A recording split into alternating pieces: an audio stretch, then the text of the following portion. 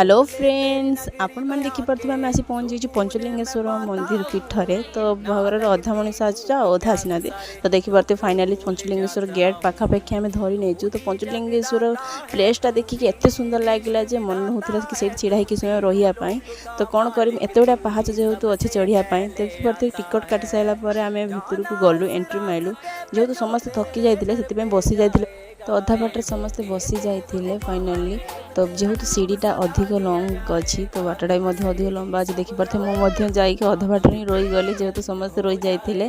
तो से मो धन भाइया साई मो झील देखिपे आम से छिड़ा होकर रहीचु तो समस्ते थकी जाते जेहेतु प्लेसटा एत सुंदर होता तो भाई भाज मत फोटो उठाई व्यस्त ही तो